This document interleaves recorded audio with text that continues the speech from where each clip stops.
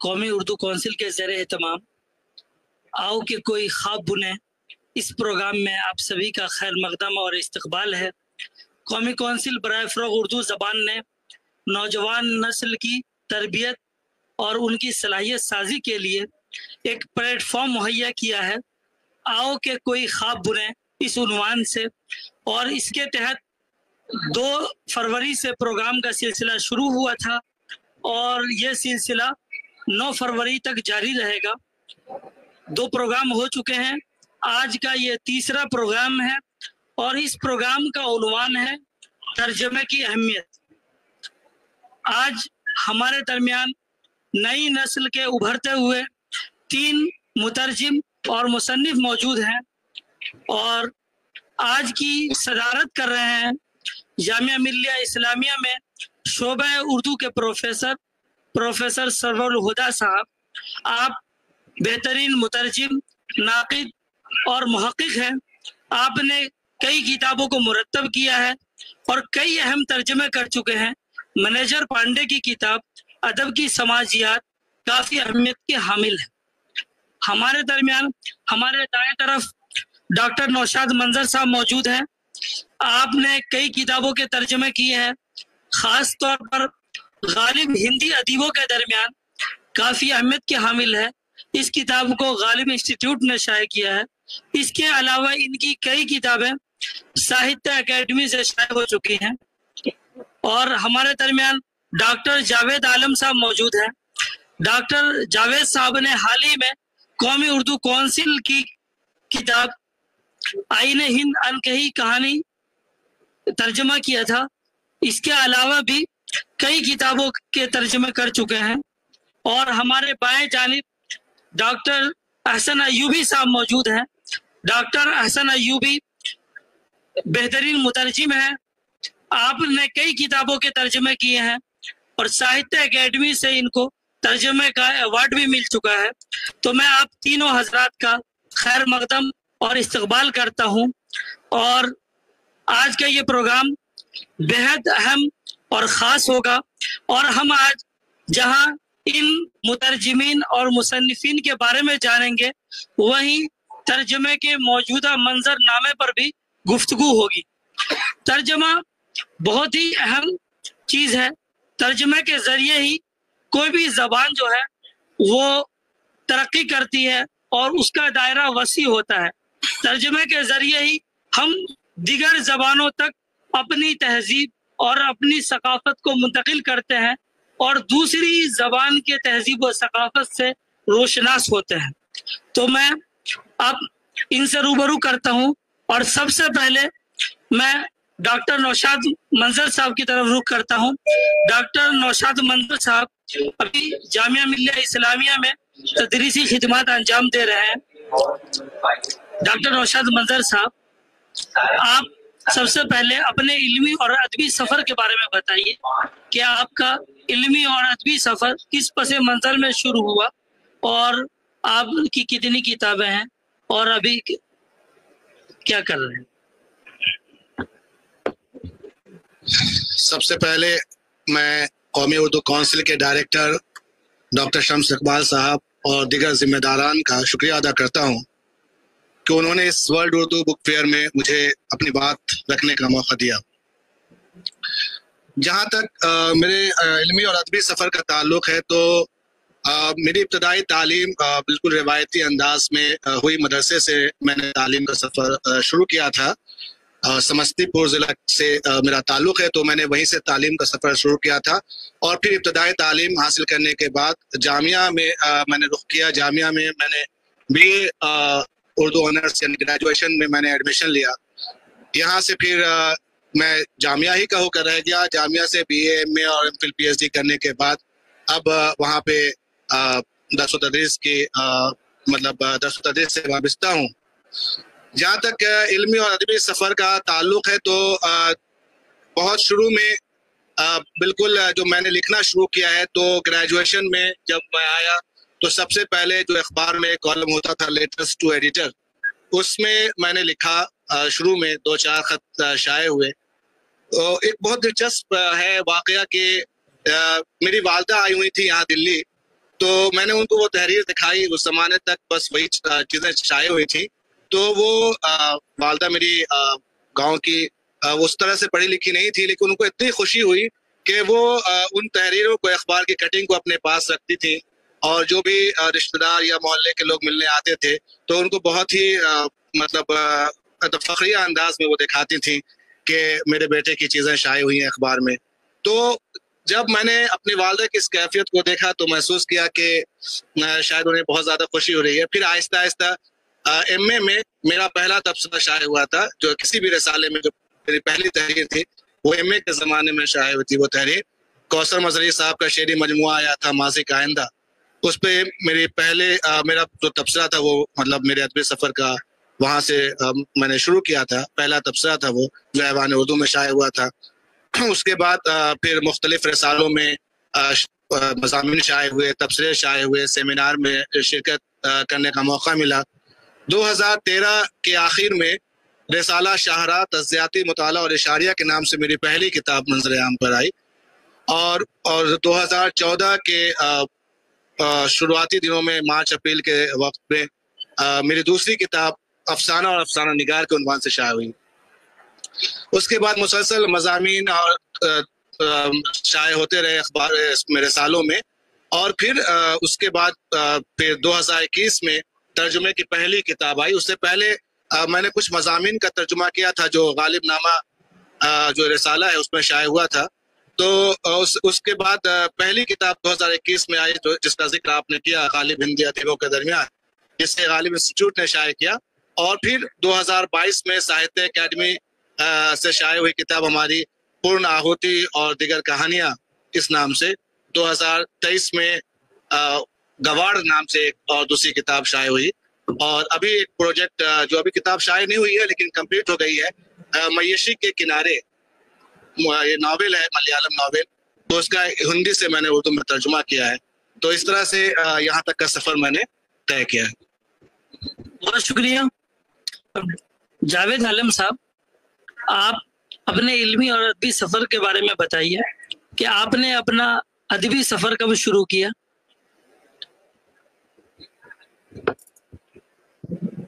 بہت شکریہ کہ آپ نے مجھے اور قومی کونسل کے اسٹیج سے اپنی بات کہنے کا موقع دیا اور اتنے اہم پروگرام کے لیے مجھے مدعو کیا. جہاں تک میرے علمی اور ادبی سفر کا تعلق ہے تو میرا بھی علمی سفر روایتی انداز میں، جیسے ڈاکٹر نوشاد صاحب نے ابھی کہا، ایک مدرسے سے شروع ہوا. اور ظاہر سی بات ہے عالم اسلام کی ایک بہت مشہور دانشگاہ ندوۃ العلماء میں 8 سال میں رہا، اور وہاں جو اساتذہ مجھے ملے، حضرت مولانا علی میاں، ان کے بعد پھر ان کے بھانجے جو اب ہمارے بیچ نہیں رہے، حضرت مولانا رابع حسنی صاحب، اور اس کے علاوہ عربی زبان کے بہت ممتاز دانشور سید الرحمان اعظمی صاحب جو اس وقت ندوے کے محتمین بھی ہیں. تو ان اساتذہ سے مولانا سلمان حسینی صاحب اور دیگر اساتذہ وہاں ایسے تھے جن سے مجھے براہ راست کلاس روم میں پڑھنے اور ان سے شرف تلمذ حاصل رہا. تو یہ ایک مختصر علمی تعارف. لیکن اردو ادب کی طرف، ظاہر سی بات ہے ادب سے جب میں ادب پہ بات کروں گا تو پہلے اردو ادب کی بات کروں گا. تو ندوے میں اسلامک لٹریچر کے اساتذہ تو مجھے ملے، لیکن اردو ادب کے تئیں میرے دل میں دلچسپی اور میرے جو ایک شوق مجھے میرے اندر پیدا ہوا، وہ ندوے میں میرے استاد مولانا احمد بیگ صاحب، جو اگرچہ عربی کے استاد تھے لیکن اردو زبان و ادب پر ان کی جو نظر تھی اس سے مجھے کبھی کبھی یہ بھی محسوس ہوتا تھا کہ بھئی ایک عربی کے استاد کو اردو ادب پر بھی اتنی گہری نظر ان کی ہو سکتی ہے. تو ان کی جو ذاتی لائبریری تھی اس میں جاتا تھا، اور وہاں جو مواد تھا اس میں عربک لٹریچر سے متعلق مواد کم تھا، اردو ادب سے متعلق زیادہ مواد تھا. تو ان کی لائبریری سے کتابیں نکال کے پڑھتا تھا. تو اردو ادب کے جو عناصر خمسہ، خاص طور سے شبلی وغیرہ جو تھی، میں نے وہی پڑھنے شروع کیے. اور جب میں نے ان ادبا کو پڑھا تو ایسا محسوس ہوا کہ اب مجھے شاید اس کے بعد جو میرا علمی سفر ہوگا وہ اردو ادب میں ہی میں آگے مزید تعلیم میں جاری رکھوں گا. تو اس کے بعد پھر جامعہ ملیہ اسلامیہ میں ندوے سے فراغت کے بعد میں نے داخلہ لیا، اور جامعہ میں جب میرا بی اے میں داخلہ ہوا تو یہ میرے لیے خوش قسمتی کی بات رہی کہ وہاں بھی مجھے ایک سے بڑھ کر ایک اساتذہ ملے جنہوں نے میری تربیت وہاں کی. اور میں کہنا چاہوں گا کہ یہاں ہمارے بیچ تشریف رکھتے ہیں میرے استاد پروفیسر سرودہ صاحب، جنہوں نے مجھے BA میں پڑھایا اور جدید نظم آپ پڑھاتے تھے.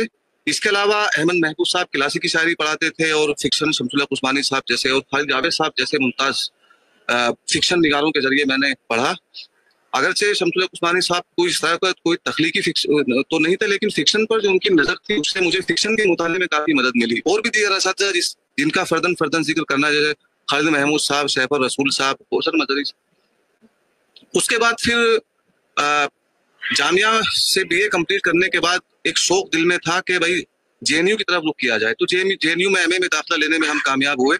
وہاں بھی ہمارے اساتذہ نے جس طرح سے ہماری تربیت کی وہ بھی آگے کے علمی سفر کے لیے بنیاد ثابت ہوا. وہیں پھر MPhil میں ایڈمیشن ہوا اور MPhil میں ایڈمیشن ہونے کے بعد پھر وہیں سے میں نے PhD کی. PhD کا میرا موضوع تو ہندی میں پریم چند تنقید رہا اور اس طرح سے میں نے اپنی PhD مکمل کی.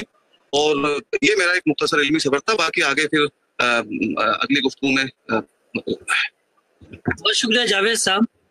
حسن ایوبی صاحب، آپ کا علمی اور ادبی سفر کہاں سے شروع ہوا اور کس ماحول میں آپ نے تعلیم حاصل کی، اور ادب سے آپ کی دلچسپی کب ہوئی، اپنے بارے میں؟ جی شکریہ.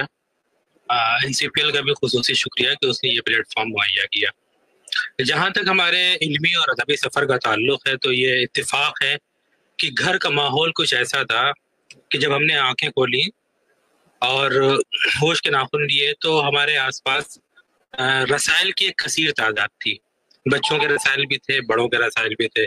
الہلال، نور، یہ سب پابندی سے آتے تھے. فیملی ڈائجسٹ، ہما، پاکیزہ آنچل وغیرہ بھی. اور اسی طرح سے نیا دور، آج کل اور آج کے بھی کچھ شمارے. تو ابتدا میں تو ہم نے ان رسالوں سے استفادہ کیا، والد کی کچھ تربیت رہی.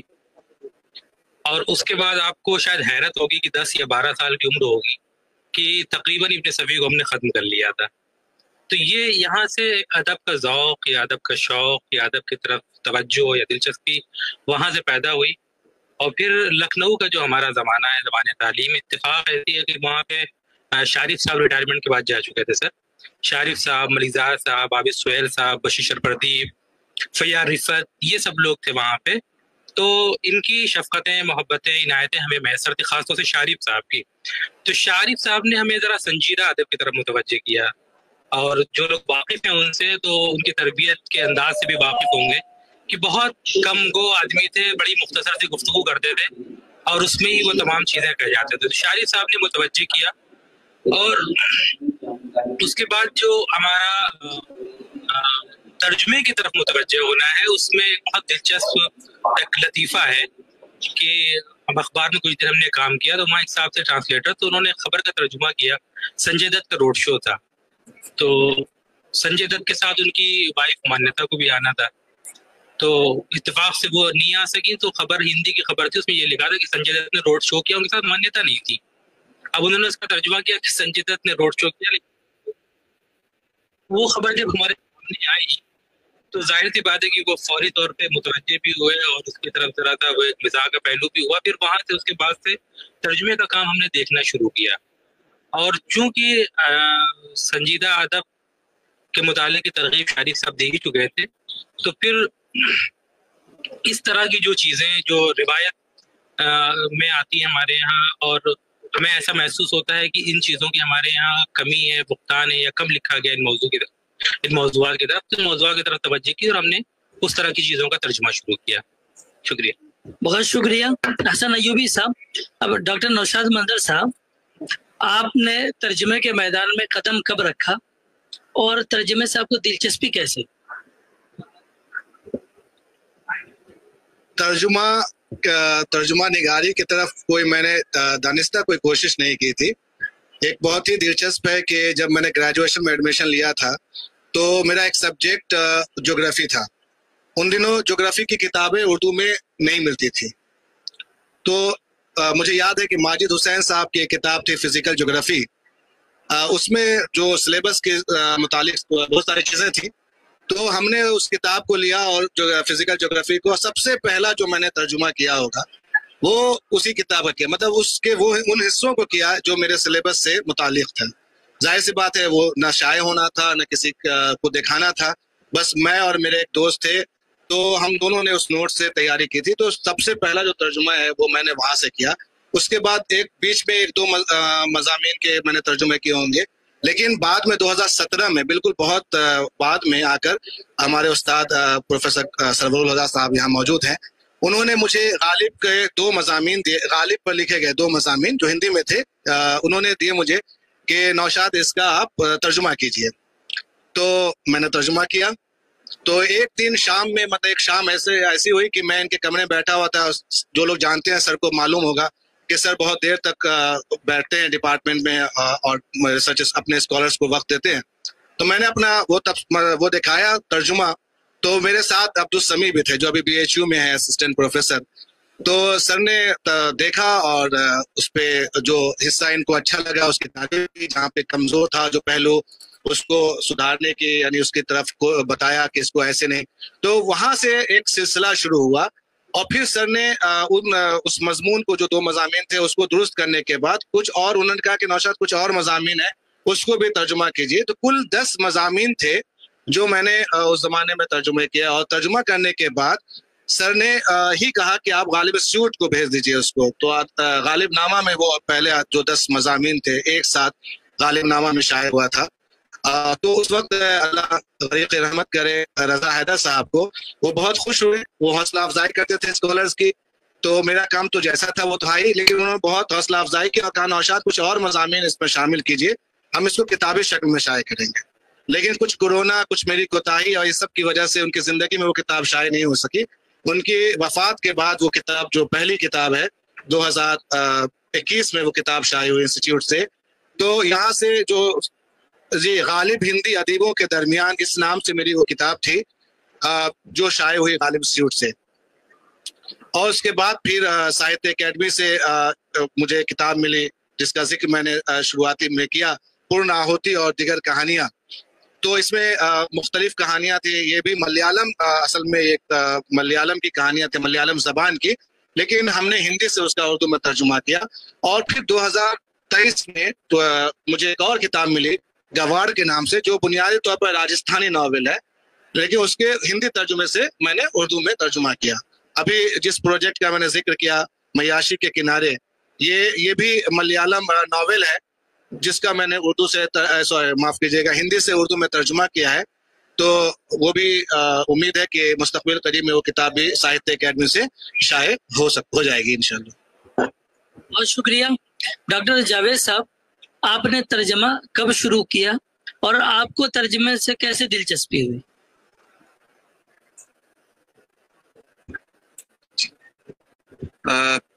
جیسا کہ میں نے ابھی ذکر کیا، جامعہ میں جب میں BA کا طالب علم تھا تو میرے بہت لائق استاذ ڈاکٹر سہیل فاروقی صاحب، ہمیں BA سیکنڈ ایئر میں ترجمے کا کلاس تھا تو وہ سہیل فاروقی صاحب پڑھاتے تھے. اور نہ صرف ترجمے کی جو نظری بحثیں ہیں ترجمے کے فن سے متعلق اور ترجمے کے جو اصول ہیں اس سے متعلق، بلکہ عملی سطح پر ترجمہ وہ کرواتے تھے کلاس روم میں.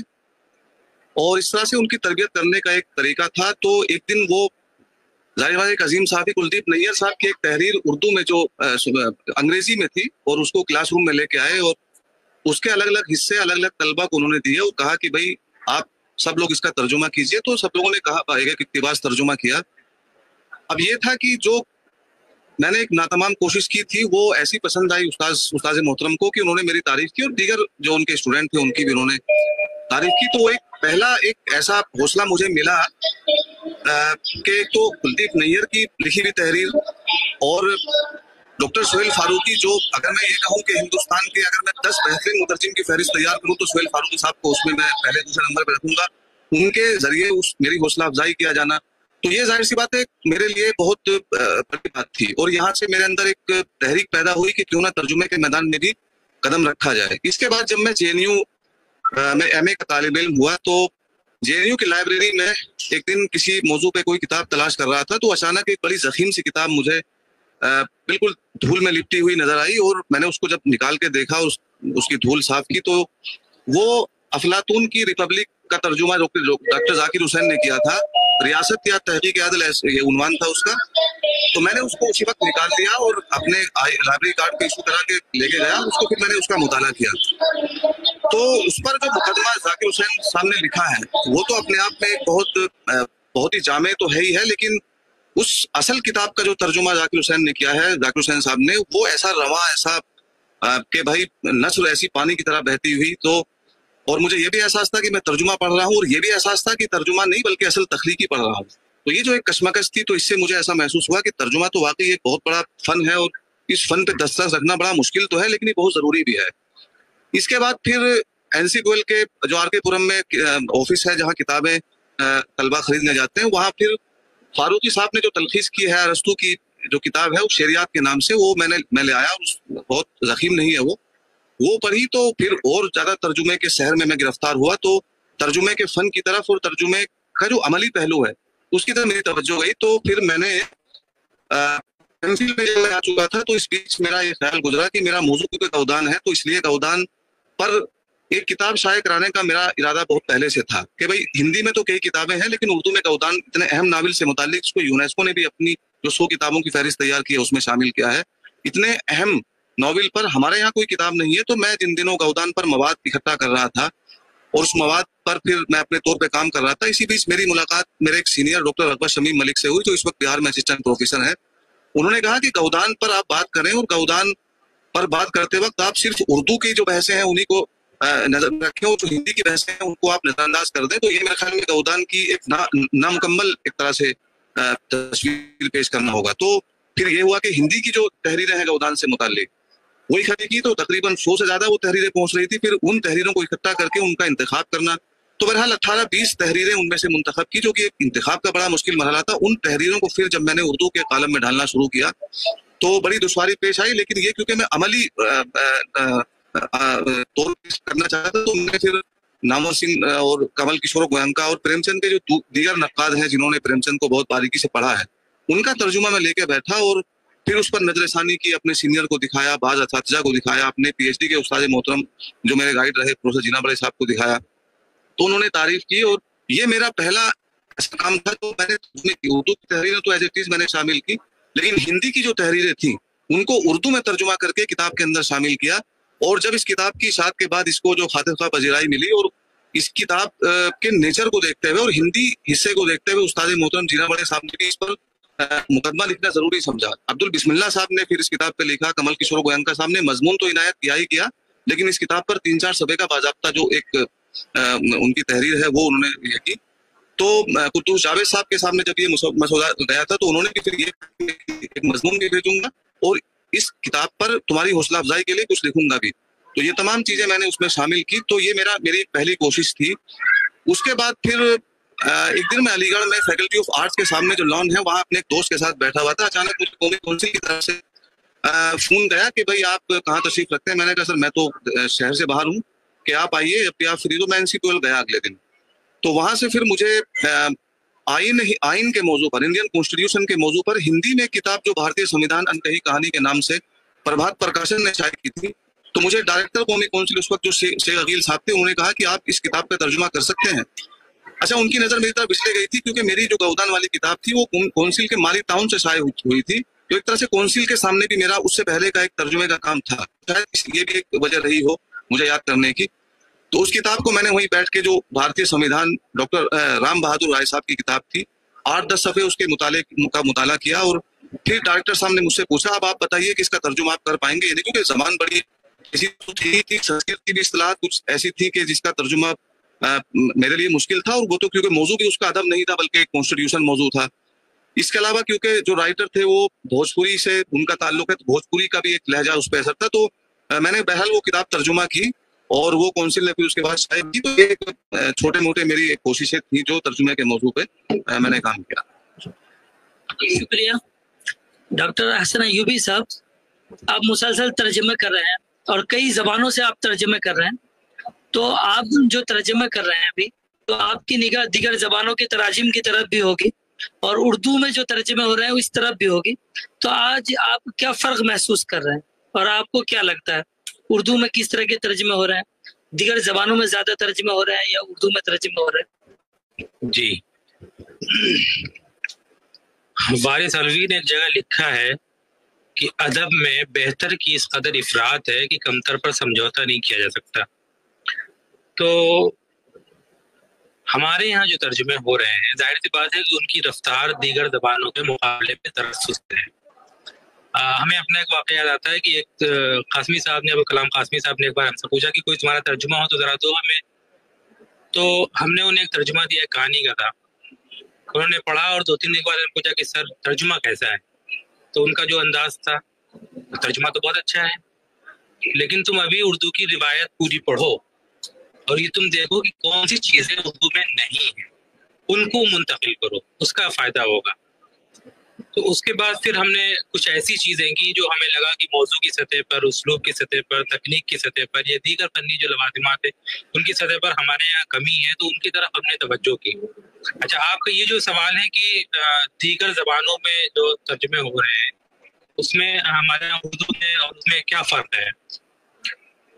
ظاہر سی بات ہے کہ ہمارے یہاں جو دیگر زبانیں ہیں، مثلا مراٹھی ہے، تمل ہے، ملیالم ہے، یہ جو خاص زبانیں ہیں 3-4، ان میں ترجمے تیز رفتاری سے ہوتے ہیں. مطلب انگریزی میں بھی ان کے ترجمے پہلے ہو جاتے ہیں، انگریزی سے بھی ان کے یہاں ترجمے پہلے ہو جاتے ہیں اور ان کی جو ریڈرشپ ہے وہ بڑھ جاتی ہے. جی بہت شکریہ. اچھا ڈاکٹر نوشاد منظر صاحب، ترجمہ نگاری کی جو موجودہ صورتحال ہے، آپ ظاہر سی بات ہے مستقل ترجمہ کر رہے ہیں، آپ نے کئی کتابوں کا ترجمہ کیا، تو موجودہ صورتحال سے کس قدر مطمئن ہے؟ جو ابھی ہمارے دوست احسن ایوبی صاحب فرما رہے تھے، تو موجودہ صورتحال سے میں جتنا سمجھ پا رہا ہوں یہ ہے کہ دیکھیے ابھی اردو میں جو نئے لوگ ہیں، نئے لکھنے والے لوگ ہیں، وہ ترجمہ نگاری کی طرف آ رہے ہیں. ٹھیک ہے کہ دوسری زبانوں کے مقابلے میں ہمارے یہاں جو رفتار ہے وہ سست ہے، کم ہے، لوگ کر رہے ہیں.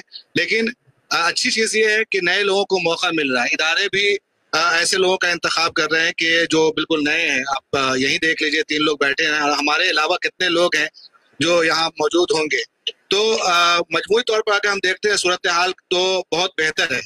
لیکن جو ہمارے یہاں جو مشکل ہے وہ یہ ہے، زیادہ تر جو مشکل ہے وہ یہ ہے کہ ہم جو تراجم کر رہے ہیں وہ زیادہ تر، جہاں تک میری نظر جاتی ہے، وہ ہندی اور انگریزی سے زیادہ کر رہے ہیں. جو دوسری علاقائی زبانیں ہیں جیسے ملیالم ہے، تیلگو ہے اور جو دوسری زبانیں ہیں، تو ان سے براہ راست ہم ترجمہ نہیں کر رہے ہیں چیزوں کو، جس کی وجہ سے کئی بار ترجمہ کرتے ہوئے ہمیں بھی پریشانی ہوتی ہے، کیونکہ جو ٹارگٹ زبان ہے اس سے دوسری زبان میں وہ چیز منتقل ہو جائے اور پھر وہاں سے ہم کچھ کرتے ہیں تو مشکل بھی آتی ہے. بہرحال جو بھی ہے بہتر ہے اور امید کی جا سکتی ہے کہ آنے والا جو وقت ہوگا وہ اور بہتر ہوگا، ایسی امید کی جا سکتی ہے. بہت شکریہ. جاوید صاحب، آئینہ ہند انکہی کہانی کا آپ نے ترجمہ کیا، تو ترجمہ کرتے ہوئے آپ کو کس طرح کی دشواریوں کا سامنا کرنا پڑا، اور ترجمہ کرتے ہوئے جو ہے نا آپ نے کیا محسوس کیا؟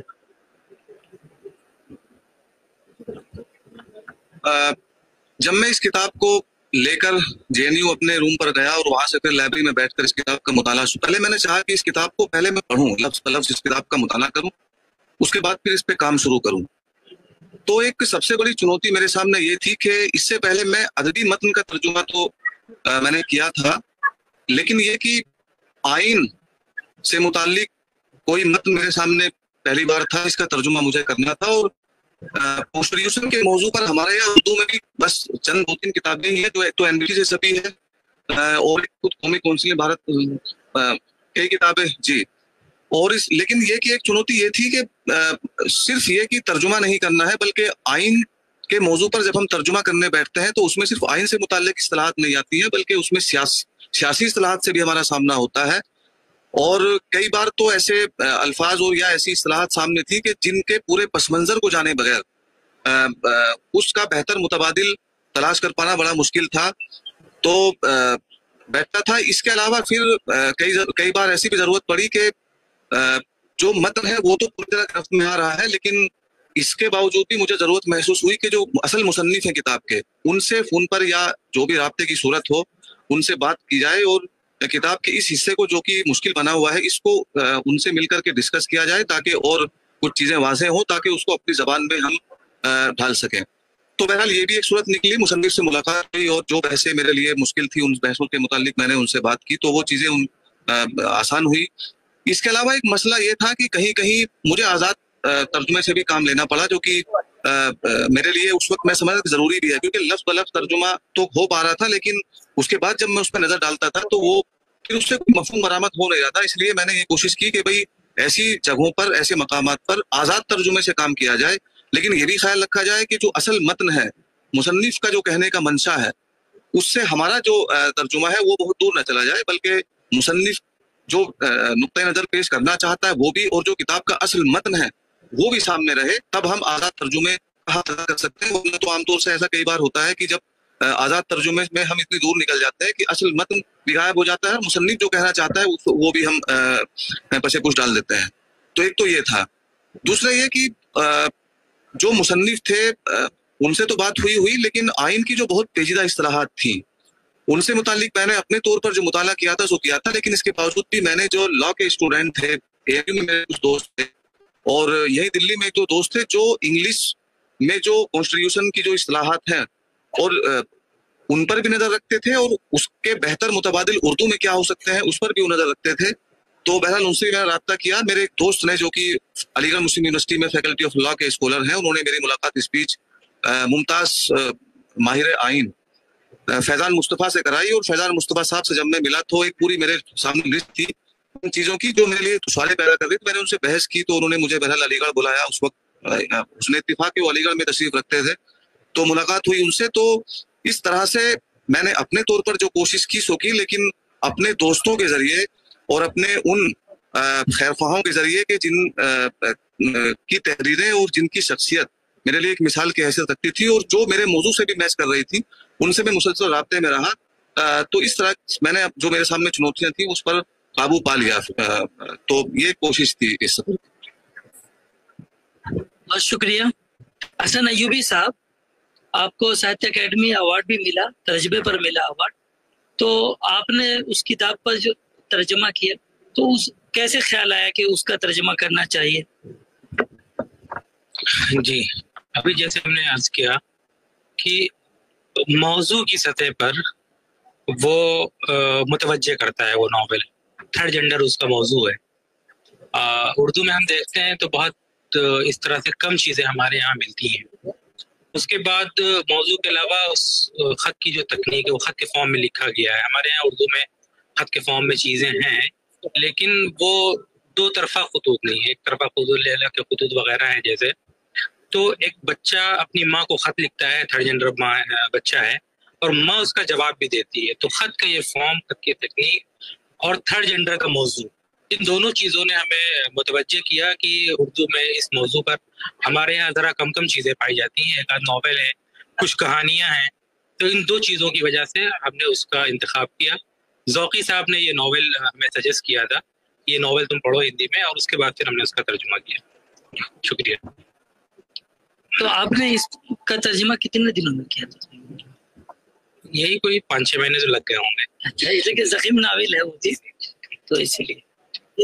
تو اس میں اور کیا چیزیں آپ کو متاثر کرتی ہیں؟ جیسے کہ آپ اردو کے ناول ہوتے ہیں جی، وہ ایک ظاہر سی بات ہے، ایک مراٹھی کا وہ ہے.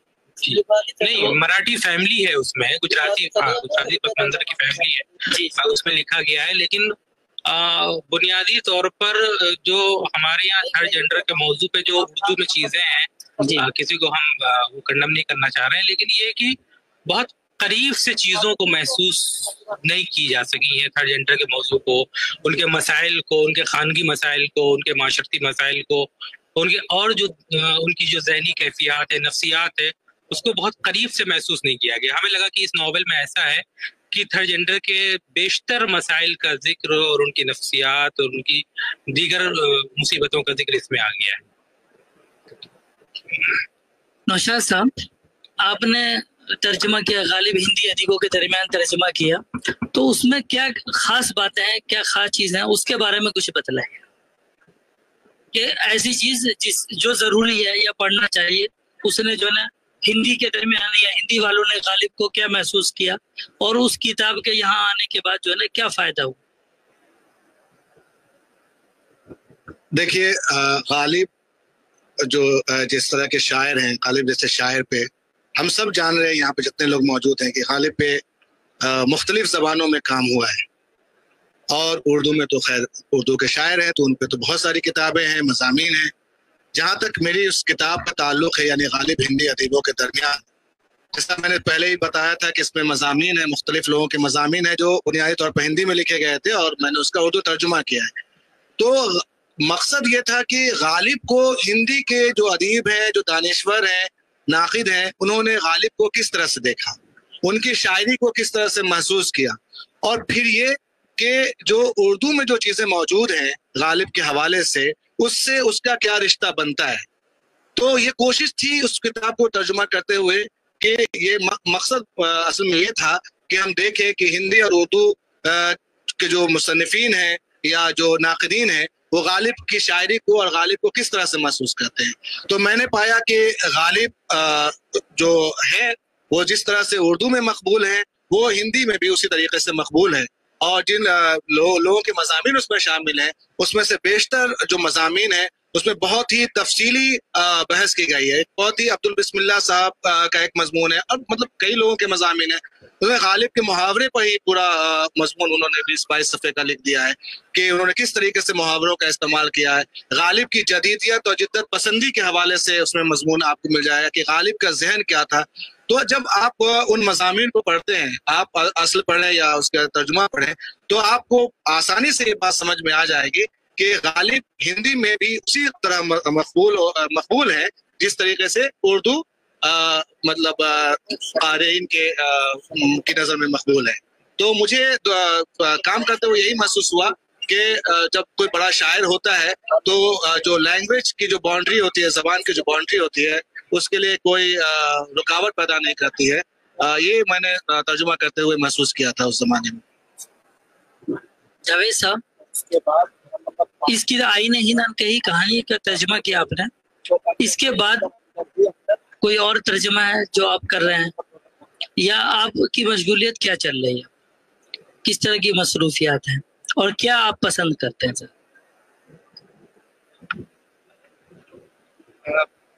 اس کتاب کا ترجمہ جب مکمل ہوا تو این بی ٹی نے مجھے ایک ورکشاپ میں موقع دیا تھا کہ میں جو بچوں کے لیے کہانیاں الگ الگ زبانوں میں این بی ٹی نے شائع کی ہیں تو ان میں سے ایک کتاب مجھے بھی دی گئی. گہن کی خوشی سنیتا اس کی مصنف ہیں جو مجھے ملی تھی. پھر میں نے اس کا اردو میں ترجمہ کیا. اس کے بعد پھر میں بیچ میں NCERT سے وابستہ رہا تو وہاں بھی مجھے جیسے CIIL میسور ہے وہاں جانے کا موقع ملا، اور وہاں بھی کچھ ایسے ترجمے تھے جو کرنے کا موقع ملا، لیکن کیونکہ وہ NCERT کے تھرو ہم گئے تھے تو ان ترجموں کو ابھی اپلوڈ کیا جانا وہ تو NCERT کی اپنی ایک اپنا کاپی رائٹ ہے.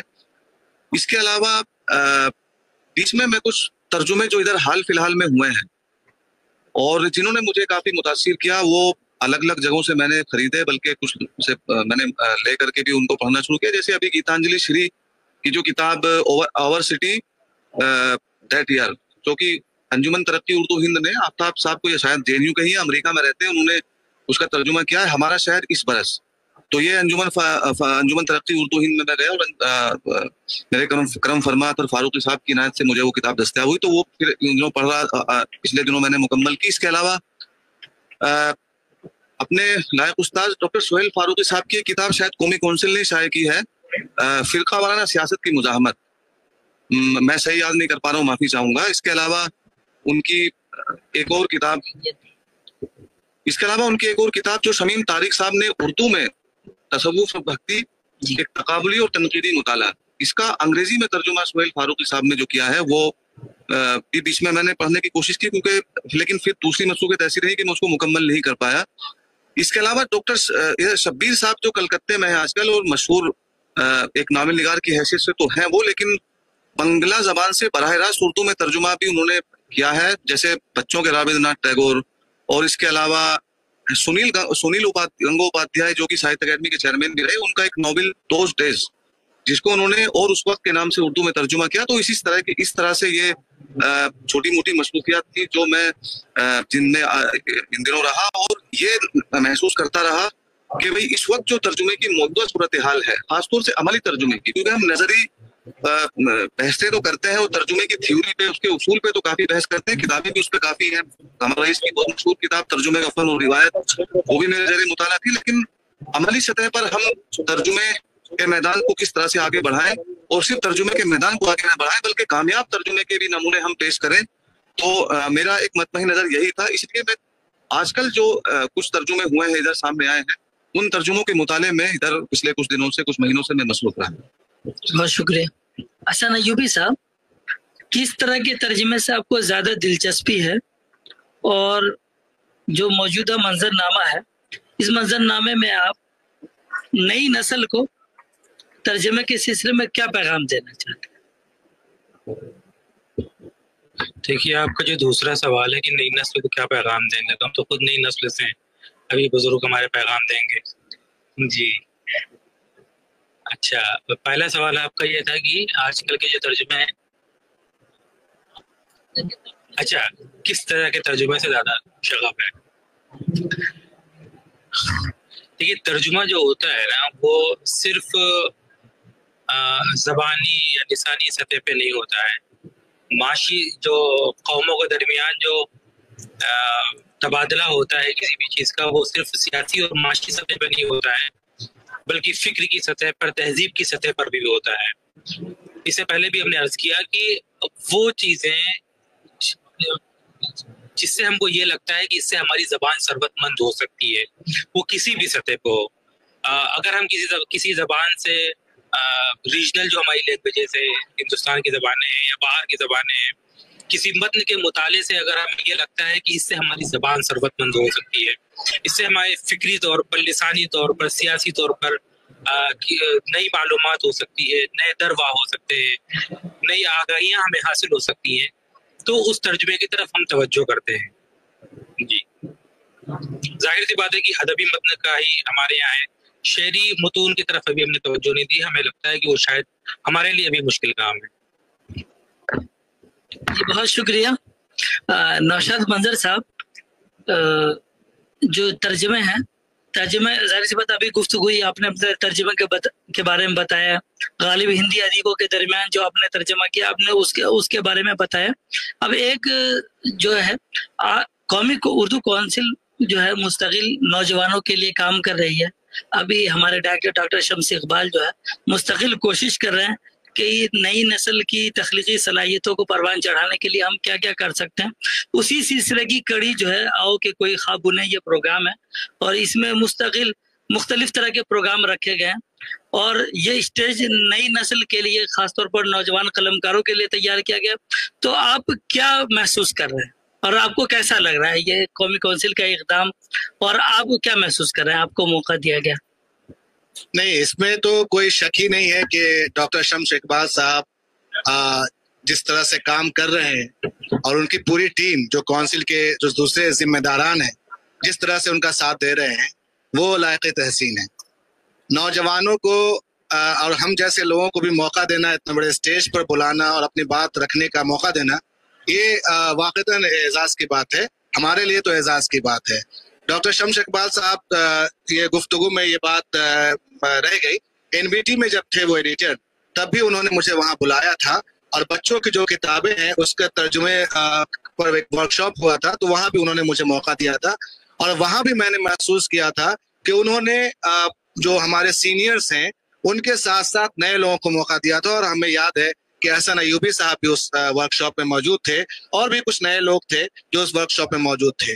ڈائریکٹر بننے کے بعد خاص طور سے کونسل کی جو سرگرمیاں ہیں، جو بھی ڈائریکٹر بنتے ہیں ان کی اپنی ترجیحات تو ہوتی ہیں، اور اس کے پیش نظر وہ کام کرتے ہیں. تو میں نے پچھلے دنوں میں نے بہت ان کو دیکھا ہے، تو مجھے یہ اچھا لگ رہا ہے کہ وہ نئے لکھنے والوں کو موقع دے رہا. ابھی پچھلے دنوں آپ کے یہاں ایک ورکشاپ ہوا تھا، کہانی اسٹوری رائٹنگ کا یہ ہوا تھا، اس میں شمس اقبال صاحب نے اسکول کے بچوں کو بلایا تھا، اور ان سے اس کہانی پر ایک طرح سے تنقید کروائی تھی، ریمارکس لیا تھا کہ آپ بتائیے کہ وہ کہانی کیسی لگی. اور بچوں نے بالکل کھل کر اس پر اظہار کیا تھا اور بتایا تھا کہ ان کو کہانی کیسی لگی، اور اس میں جامعہ دوسرے اسکول کے بھی بچے تھے. تو اس طرح سے جب کوئی شخص کام کرتا ہے تو اس کو اس کی بالکل اس کی حوصلہ افزائی کرنی چاہیے، اور शम्स इकबाल साहब जिस तरह से काम कर रहे हैं ख़ास तौर से नौजवानों के लिए वो लायक तहसीन है और हम उनका शुक्रिया भी अदा करते हैं और मुबारकबाद भी पेश करते हैं कि आओ कि कोई ख्वाब बुने इस प्रोग्राम में अभी तक जितने भी लोग अभी मैंने देखा है नौजवान को मौका मिला है, ये बहुत अच्छा मौका है और इससे उम्मीद की जानी चाहिए कि आने वाले दिनों में शम्स इकबाल साहब और मौका फराहम करेंगे नौजवानों को उनकी तरबियत पर और उनकी जो काम है किताबें या मज़ामीन उसकी हौसला अफजाई मुख्तलिफ तरीके से वो करते रहें और मजीद करेंगे, ऐसी मुझे उम्मीद है। जावेद साहब, आप अपने तर्जुमे का कोई इक़्तिबास या अपने तर्जुमे से कोई मुंतखब पेश करना चाहेंगे?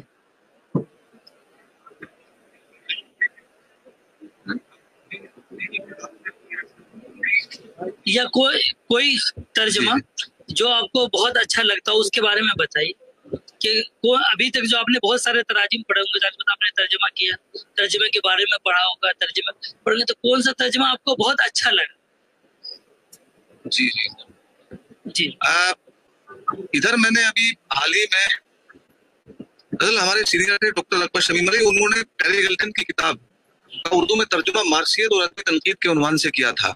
तो किताब उन्होंने मुझे बहुत पहले दी थी, लेकिन इसमें कुछ ऐसी मसरूफियात थी जिसकी वजह से मैं उसका मुताला नहीं कर सका। लेकिन इधर मैंने हाल ही में जब उसका मुताला शुरू किया तो उसने मुझे काफी मुतासिर किया और ऐसा लगा कि अमली सतह पर मुतरजिम कामयाब हुआ है इस किताब का तर्जुमा करने के लिए। हालांकि किताब का जब तक ओरिजिनल टेक्स्ट भी पूरी तरह से गिरफ्त में ना हो तब तक दोनों के बीच में तकाबुल करना और ये कह पाना कि तर्जुमा बहुत कामयाब रहा है मुश्किल है। लेकिन बादियों नजर जब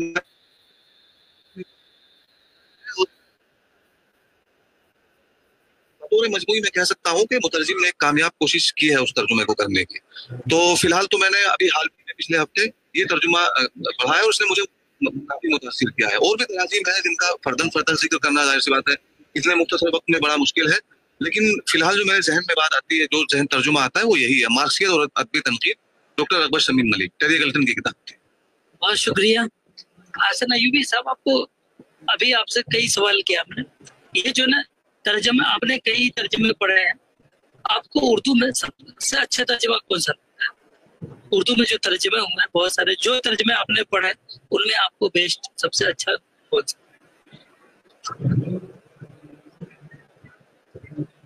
ये कहना तो बहुत मुश्किल है कि कौन सा तर्जुमा सबसे अच्छा लगा। इसमें जानिबदारी का भी एहतमाल पाया जाता है।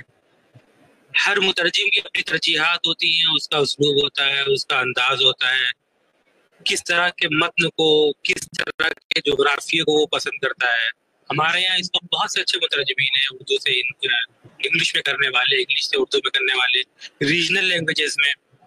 मसला भी आप शिकायत कर रहे थे कि रीजनल लैंग्वेजेस से डायरेक्ट तर्जुमा नहीं हो रहा है, लेकिन हयात इफ्तिखार साहब है चेन्नई में, बहुत अच्छा तर्जुमा उन्होंने किया नॉवेल का, कल्लीकोटो की दास्तान, इस तरह से कुछ नाम है, और साहित्य अकेडमी से शाया हुआ है। एनबीटी ने बहुत से ऐसे तर्जुमे छापे हैं जो डायरेक्ट ओरिजिनल लैंग्वेजेस से हुए हैं। इसी तरह से हमारे यहाँ अच्छे मुतरजमीन ने फिलहाल अजमल दारा हैं, अजमल कमाल साहब हैं, इनाम नदीम हैं, नसीब खान साहब हैं जो उर्दू से इंग्लिश की चीज़ें कर रहे हैं, रशिंदा जलील हैं, माज बिन बिलाल हैं। अब इतने सारे मुतरजमीन के दरमियान हम आपको एक नाम बताएं कि फला मुतरजिम बहुत अच्छा है या फला का तर्जुमा बहुत अच्छा है, तो शायद ज्यादती होगी। तो आप मौजूदा मंजरनामे से खुश नजर आते हैं? आपको लगता है कि हमारे दरमियान बहुत बड़ी तादाद में मुतरजिम है, बहुत अच्छा तर्जुमा कर रहे हैं और हम ज़रूरियात को मुकम्मल तौर पर हम पूरी कर रहे हैं? देखिए, हमें ऐसा महसूस हो रहा है, बहुत सी शिकायतें की जाती हैं कि हमारे यहाँ कारी जो है वो खत्म हो रहा है, हमारी रीडरशिप कम हो रही है, लेकिन तर्जुमे के कारी हमें ऐसा महसूस हो रहा है कि बढ़ रहे हैं। ये अपने ज़ाती तजर्बे की बिना पे भी कह सकते हैं, दीगर और जो बहुत से लोगों के डाटा वगैरह है उसकी बुनियाद पर भी, कि लोगों के अंदर एक शौक भी है, और उसके अलावा शौक के अलावा ज़ाती तौर पर अगर हम कहें तो हमें लगता है कि कुछ बेइत्मीनानी भी है। कुछ अच्छा पढ़ने के लिए, कुछ नया पढ़ने के लिए लोग दूसरी ज़बानों की तरफ मुतवज्जे होते हैं। उनको लगता है कि ये खला हमारे यहाँ पाया जाता है, इस चीज़ की कमी है, तो वो दूसरी ज़बानों की तरफ मुतवज्जे होते हैं और तर्जुमे को ज़ौक़ व शौक़ से पढ़ते हैं। देखिए, तर्जुमे 20वीं सदी में बहुत ज़्यादा हुए उर्दू में। जी जी। तो अभी जो तर्जुमे हो रहे हैं, तो 20वीं सदी में जो तर्जुमे हुए बहुत ज़्यादा टेक्स्ट के तर्जुमे हुए, नसर नज़्म दोनों में, तहरीकात और रुझानात की बहुत सारी किताबें आई, तनकीदी बहुत सारी किताबें आई, मजहबी किताबों के भी काफ़ी तर्जमे हुए। तो अभी जो तर्जमे हो रहे हैं, तो क्या दोनों में तब्दीली महसूस कर रहे हैं कि पहले जो हमारे खुदमा है, ये मुतकद्दिमीन है, वो किस रुख पर जा रहे थे, और जो नई नस्ल अब तर्जमा कर रही है, ये किस रुख पर जा रही है? दोनों के दरमियान क्या आप महसूस कर रहे हैं? देखिए, शुरू में जो हमारे यहाँ रिवायत पाई जाती है उसमें तो मवाद की मुंतकली का मसला था, है ना, उलूम का मसला था। लेकिन अब जो तर्जुमे हो रहे हैं या बरक़ियाती इनकलाब की वजह से या एक्सप्लोजर ऑफ नॉलेज की वजह से, तो तर्जुमा बराए तर्जुमा नहीं है, सिर्फ मवाद की मुंतकली नहीं है ना, एक तहजीब से वाकिफियत, एक कल्चर से वाकिफियत, है ना, उनके लिसानी, सियासी, माशरती हर तरह के मसाइल, है ना, एक तरह से आगाही हो रही है हमें तर्जुमों के जरिए से। और बरक़ी इनकलाब के बाद और ये जो एक सैलाब से आया है नॉलेज का, इसके बाद जो तर्जुमे हमारे यहाँ हो रहे हैं, जाहिर सी बात उनमें बहुत बुनियादी फ़र्क है और उसका तकाबुल 20वीं सदी से तो नहीं किया जा सकता है। जी, लेकिन तर्जुमे का सिलसिला तो जो शुरू हो गया था 18वीं सदी में, जाहिर सी बात है हमारी ज़बान सरबतमंदी हुई है तर्जुमे की बदौलत। लेकिन 20वीं सदी को जो है ना एक तर्जुमे की सदी भी लोग कहते हैं जी। तो इस पस मंजर में मैंने पूछा कि जो 20वीं सदी था, 21वीं सदी, ज़बान की अपनी ज़रूरतें थी उस जमाने में और इस जमाने की अपनी ज़रूरतें हैं, और उन ज़रूरतों के हिसाब से, क्योंकि तर्जुमा जो है वो कौमों का हाल हम पे रोशन करता है। अगर हम तर्जुमे को एडॉप्ट नहीं करते हैं या हमारे यहाँ तर्जुमे कम होते हैं, तो जाहिर सी बात है कि हम ग्लोबलाइजेशन के इस दौर में कहीं पीछे रह जाएंगे। जी, बहुत शुक्रिया। नौशाद मंजर साहब, आपने अभी राजस्थानी नावल का तज़किरा किया, राजस्थानी नावल का आपने तर्जुमा किया।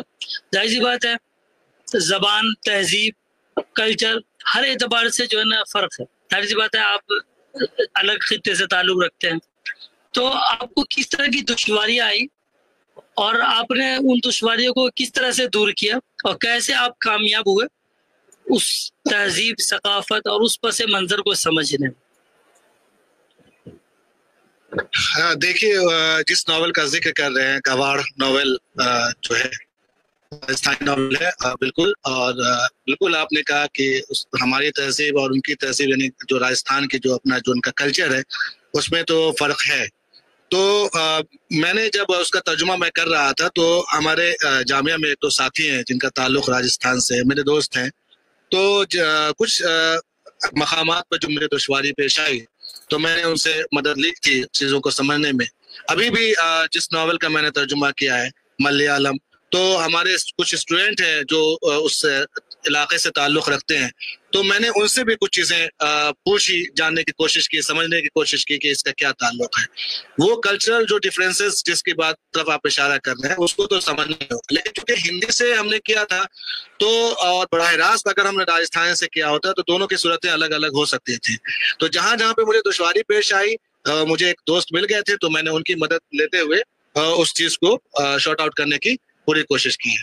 दुश्वारियाँ तो होती हैं और उसको समझने में, और इसमें मज़ा भी आता है, क्योंकि इसी बहाने आप उस कल्चर से और उस पूरे माहौल से कहीं ना कहीं वाकिफ भी हो जाते हैं जिससे आप वाकिफ नहीं थे। तो थोड़ी सी दुश्वारी आई थी, लेकिन वो हल हो गया था। की खास बातें बताइए, खास जो चीजें नावल की। हाँ, उस नावल की जो खास बात है वो बिल्कुल वहाँ की जो तहजीब, जो गुर्बत असल में उसको मौजू बनाया, गरीबी जो है वहाँ की, और उसको किस तरीके से मतलब जो गरीब जो तबका है वो किस तरीके से अपने मसाइल से जूझ रहा है, और उसके मसाइल जो है वो जैसे तो बने रह जाते हैं तहजीब। हाँ, और उस मतलब जो उसका मतलब मरकज जो है, कहानी जो है उसकी। जी जी। तो जैसे जब उर्दू में बोला है, तो उर्दू में जो है ना उसकी क्या अहमियत है आपके? देखिए, उर्दू में ये अहमियत है कि जो उस राजस्थान के कल्चर से वाकिफ नहीं है, वो उस तर्जुमे के बहाने जो है उस कल्चर से वाकिफ होंगे, वहाँ की जो रिहाइश है, रहन सहन, खान पान, जो पूरे जो कल्चर है उससे वाकिफ होंगे। और गरीबी, चूंकि चाहे वो राजस्थान की हो, चाहे बिहार की हो, चाहे यूपी की हो, गरीबी तो गरीबी ही होती है, लेकिन उसको किस तरीके से एक राइटर ने, एक नॉवेल निगार ने पेश किया है, तो एक नयापन होता है, उससे हम चीजों को समझते हैं। लेकिन जो तर्जुमा बुनियादी तौर पर नॉलेज और कल्चर का जो हिंदी में कहते हैं आदान प्रदान जो होता है, वो उसमें ज्यादा मदद मिलती है, ऐसा मुझे लगता है। बहुत शुक्रिया जावेद साहब। नौजवान नस्ल से जाहिर सी बात है हम लोग सभी नौजवान नस्ल से ताल्लुक रखते हैं, लेकिन जो नई नस्ल आ रही है सामने, तो आप क्या महसूस कर रहे हैं तर्जमे के सिलसिले में? आप जो तर्जमा कर रहे हैं, या नई नस्ल किस तरह का तर्जमा पढ़ना चाह रही है, या शौक उनका किस तरह के तर्जमे से दिलचस्पी है नई नस्ल को? इसलिए कि आप जहाँ एक मुतरजिम है वहाँ आप कारी की तरफ भी निगाह रखते हैं और आप महसूस करते हैं कि हमारी तर्जमे को कौन लोग पढ़ रहे हैं। आपने तर्जमा किया तो आपको फीडबैक भी मिल रहा होगा कारीन की तरफ से। तो ये जो तर्जमा आपका, ये पढ़ने वाला जो तबका है, ये पुरानी नस्ल है या नई नस्ल है? देखिए, तर्जुमे, जैसा कि आपने कहा कि 21वीं सदी तर्जुमे की सदी है, और अब जब हम बैन लिसानी और बैन तहजीबी मामलात पर बात करते हैं तो तर्जुमा एक बहुत बड़ा उनसुर बनकर हमारे सामने आता है। और तर्जुमे की अहमियत तो हम अपने तौर पे तो तस्लीम करते ही करते हैं, बल्कि मुल्क के अहम तरीन इदारे की तर्जुमे की ताकत और उसकी अहमियत के मुतरफ रहे हैं, और अब तो इसका एतराफ़ और ज़्यादा लोग कर रहे हैं। यहाँ तक कि जो NEP 2020 है उसमें भी तर्जुमे की अहमियत पर न सिर्फ जोर दिया गया है, बल्कि उसको अमली सतह पर उसका निफाज कैसे मुमकिन हो, इसके लिए उन्होंने मुख्तलिफ इदारों की भी तजवीज़ की है। जैसे Indian institute of translation and interpretation का जिक्र उसमें किया है। तो इसकी तर्ज पर अलग अलग इदारों में तर्जुमे होंगे, और यूनिवर्सिटीज़ और मुल्क के दूसरे इदारे, इल्मी इदारे, तालीमी इदारे इस तरफ तवज्जो देंगे। लेकिन जहाँ तक हमारे जो कारीन हैं, जहाँ तक उनका सवाल है, तो कारीन अच्छे तर्जुमे को पसंद करते हैं, चाहे वो अदबी तर्जुमा हो, अदब में भी चाहे वो नसरी तर्जुमा हो, या चाहे वो किसी शेरी सिनफ का तर्जुमा हो। लेकिन अनफॉर्चुनेटली हमारे यहाँ जो शेरी बतन है उसके तर्जुमे कम हो रहे हैं बनिस्बत जो नसरी तर्जुमे हमारे सामने आ रहे हैं। तो एक तरफ हम जहाँ नसरी तर्जुमे खासतौर से फिक्शन, कहानियों, नावलों के तर्जुमे कर रहे हैं, तो जो अच्छी शायरी हमारे यहाँ हो रही है उसको भी उसके भी हम तर्जुमे करें। और तर्जुमा सिर्फ हिंदी से उर्दू या उर्दू से हिंदी ना करें, बल्कि मुल्क की जो दूसरी जबानें हैं उसमें भी हम तर्जुमे करें। और ऐसा नहीं है कि इसके लिए सलाहियत की, हुनर की कमी है, लेकिन मसला यह है कि अगर नई नस्ल उस तरफ मुतवज्जे हो भी तो उनको शाये कौन करे, क्योंकि जो इदारे हैं उनके सामने कई चुनौतियां हैं। एक चुनौतियां उनके सामने वसाइल और माली मसाइल की भी है। तो अगर तर्जुमे किया जाए, चाहे वो मौजू अदब हो, चाहे वो मौजू पॉलिटिक्स हो, या दूसरे जो इल्मी शोबे हैं, अगर अच्छा तर्जुमा किया जाता है तो वो कारीन उसको बिल्कुल पसंद करते हैं। और तर्जुमे की तरफ जब हम ये कहते हैं कि 21वीं सदी तर्जुमे की सदी है, तो ये बात सिर्फ मुतरजिम पर लागू नहीं होती है, बल्कि हम ये भी एतराफ़ करते हैं कि कहीं ना कहीं बेहतरीन तर्जुमा पढ़ने की तरफ और उसकी सिमत में कारीन की तादाद मुसलसल बढ़ती जा रही है। इसीलिए हम ये कहते हैं कि 21वीं सदी तर्जुमे की सदी है, और बैन लिसानी और बैन तहजीबी जो माहौल बनता है वो सिर्फ मुसन्निफीन या मुतरजिमीन से नहीं बनता है, बल्कि बेहतरीन जो कारी होते हैं उनकी भी बिल्कुल यकसा और मसावियाना जो और मुनसिफाना शमूलियत होती है। ये तमाम अवामिल काम कर रहे होते हैं, तभी जाकर के एक मंजरनामा सामने आता है। जी बहुत शुक्रिया। अच्छा यूबी साहब, आखिरी सवाल है आपसे कि अभी जावेद साहब ने कहा कि 21वीं सदी तर्जुमे की सदी है। अब जो 20वीं सदी में ज्यादातर तर्जुमे हो रहे थे, जाहिर सी बात है वो इंसानी जहन ही तर्जुमा कर रहा है। अब जो 21वीं सदी है, 21वीं सदी में जो है मशीनी तर्जुमे का भी सिलसिला शुरू हुआ है और ये बहुत तेजी से आगे बढ़ रहा है। तो क्या मशीनी तर्जुमा शुरू होने के बाद जो है हमें मजीद सहूलत हुई है इस तर्जुमे से, या क्या आपको लगता है कि इससे जो है इंसानी तर्जुमा है वो एक तरह से बेवकूफ़ हो जाएगा, या उसकी अहमियत जो है बरकरार रहेगी, या दोनों में आप किस तरह से मुआवजा करते हैं?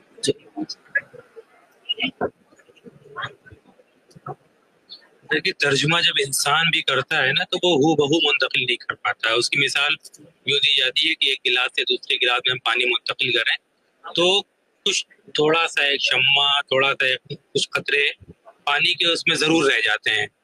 अब जहाँ तक मशीन की बात है तो तर्जुमा, हम लोग सब लोग मशीन का तर्जुमा भी देखते हैं, लफ्ज़ी तर्जुमा होता है, और तर्जुमे में जो तहजीबी, सकाफती या कल्चरल जो टच है वो टच हमें नहीं लगता है कि मशीन में आ पाता है।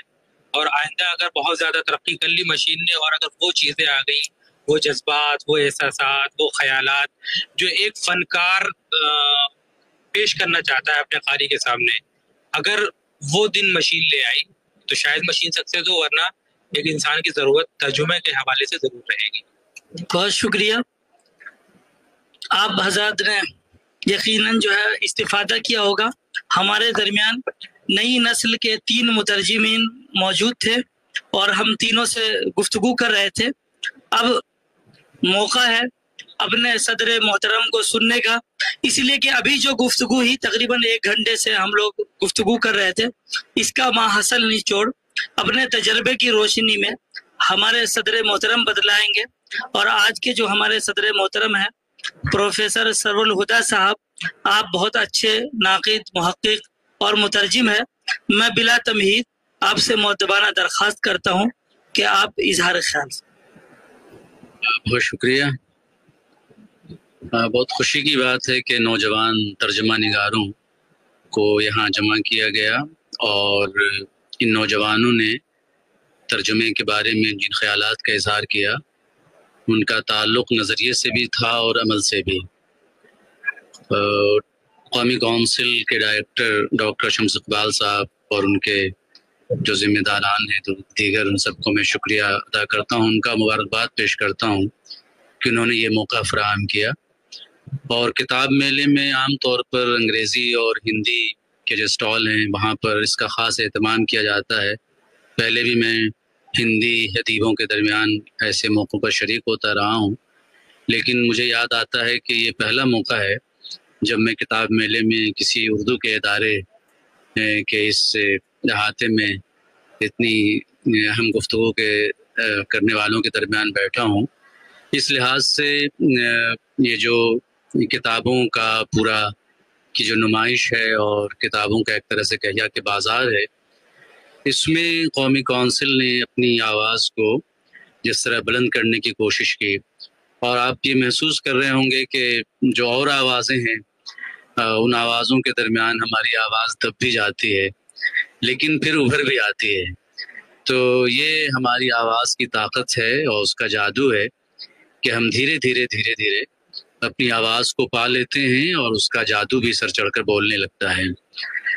ترجمے کے سلسلے میں بورخیز نے ایک بات کہی تھی کہ the original is unfaithful to the translation، کہ آپ بھروسہ ہی نہیں کر سکتے ہیں کہ کوئی ٹرانسلیشن، کوئی ترجمہ وہ خالص ہو سکتا ہے اور اس پر آپ کو مکمل اعتبار ہو جائے.